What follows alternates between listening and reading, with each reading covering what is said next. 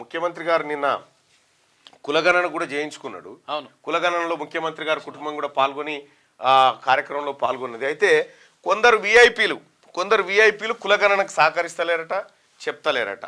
వాళ్ళని ఈ బలగొట్టన వాళ్ళ విషయాల్ని బయటికి తీసుకురావాల్సినటువంటి అవసరం ఉంది. కులగణనకు సంబంధించి ముఖ్యమంత్రి రేవంత్ రెడ్డి ఆయన వివరాలను వాళ్ళకి ఎన్యూమరేటర్లకు అందించాడు. ఇచ్చిండు నిన్న.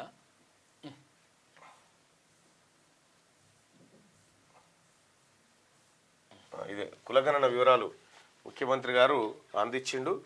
సో అట్లా ఇది ఈ కులగణన ఇది ఫస్ట్ చేసుకుంటే కొంత అడ్వర్టైజ్మెంట్ అయ్యేది, చివరి రోజుల్లో చేసుకున్నారు.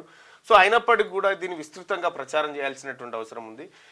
ముఖ్యమంత్రి గారి కులగణన వివరాలన్నీ నమోదు చేయడం జరిగింది. ప్రజలారా, కులగణనలో ఖచ్చితంగా పాల్గొనండి.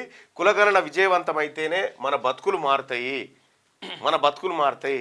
ఎవరైతే పెద్దోళ్ళు కులగణన నిర్లక్ష్యం చేస్తున్నారంటే దాన్ని బట్టి అర్థం చేసుకోవచ్చు, ఇక్కడ మీ బతుకుంది, అందుకే వారు నిర్లక్ష్యం చేస్తున్నారు అనేటువంటి. 5 లక్షల మందికి వాళ్ళు ఇస్తలేరట.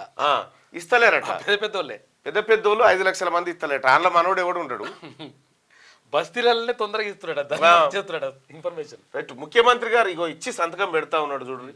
ముఖ్యమంత్రి గారు ఇచ్చే మేమందరం ఇస్తామే. కాబట్టి కులగణనలో అందరూ పాల్గొనండి సోదరులారా, అందరు. ఇంకా కొంతమంది విఐపీలు, నేతలు, సర్కారు ఉద్యోగులు ఇస్తలేరట. ఇవ్వకపోతే ఏం లేదు, యాక్షన్ తీసుకోవడమే. వాళ్ళ మీద యాక్షన్ తీసుకొని లోపల బారేయాలి. అరే ఏమంటారు, నీ కులం గుంజుకపోతురా, నీదేమన్నా నీ కులం గుంజుకపోతురా, నీ తులం గుంజుకపోతురా, వివరాలు నమోదు చేస్తామంటే దాని మీద నెగిటివ్ ప్రచారం స్ప్రెడ్ చేసిరు. సరే, దాని కథ మళ్ళీ వచ్చినప్పుడు చెప్దాం. ఇక క్యూ న్యూస్ ఛానల్లో పనిచేయటకు అనుభవం గల సీనియర్ వీడియో ఎడిటర్స్ కావాలను సంప్రదించవలసిన నెంబర్ 8688926084. qnewsads@gmail.com ను సంప్రదించండి. లైక్ చేయండి.